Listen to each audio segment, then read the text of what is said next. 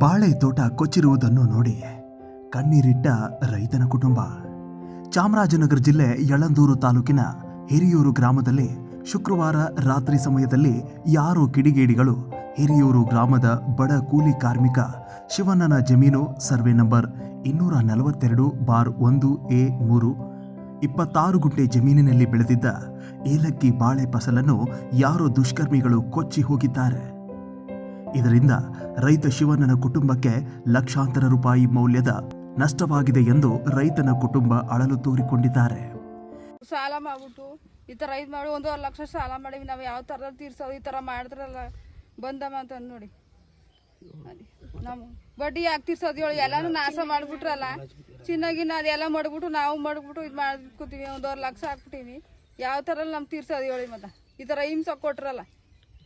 ಈ ಥರ ಎಲ್ಲ ನಷ್ಟ ಆಗೈತೆ. ನಮ್ಮ ಗದ್ದೆ ಎಲ್ಲ ಸಾಲ ಮಾಡಿ ಇದು ಮಾಡಿ ಚಿನ್ನ ಮಡಗಿ ಎಲ್ಲನೂ ಮಾಡಿದ್ದೀವಿ. ಈ ಥರ ಎಲ್ಲ ಕಿಡಿಗೇಡಿಗಳು ಬಂದು ಎಲ್ಲನೂ ತರದಾಕಿ ಎಲ್ಲನೂ ಮಾಡಿದ್ದಾರೆ. ರಾತ್ರಿ ಯಾರು ಅಂತ ಗೊತ್ತಿಲ್ಲ. ತಿರ್ಗಾ ನೈಟ್ ಎಲ್ಲ ಇದು ಮಾಡಿದ್ದಾರೆ. ಆದರೆ ಈ ಥರ ಎಲ್ಲ ಪರಿಹಾರ ಕೊಡಲೇಬೇಕು ನೀವು. ಇದಕ್ಕೆ ಯಾವ್ದಾದ್ರು ಒಂದು ಪರಿಹಾರ ಇಲ್ಲದೆ ಇದ್ರೆ ನಾವು ಇದು ಮಾಡೋಕ್ಕಾಗಲ್ಲ. ಯಾಕಂದರೆ ಬಡವರಾಗಿ ನಾವು ಇಲ್ಲಿ ಎಲ್ಲ ಸಾಲ ಮಾಡಿ ಎಲ್ಲನೂ ಮಾಡಿದ್ದೀವಿ. ಅದಕ್ಕೆ ಪರಿಹಾರ ದೊಡ್ಸ್ಕೊಡ್ಲೇಬೇಕು ನೀವು ಅಂತ ಕೇಳ್ಕೊತೀನಿ. ಯರೂರು ಶಿವಣ್ಣ ಯರೂರು ಯಳಂದೂರು ತಾಲೂಕು ಕುರುಬರ ಬೀದಿ. ಅದು ನಮ್ಮ ಗದ್ದೆಯಲ್ಲಿ 26 ಕುಂಟೆಲಿ ನನ್ನ ಜಮೀನಲ್ಲಿ ಏಲಕ್ಕಿ ಬಾಳೆ ಹಾಕಿದೆ.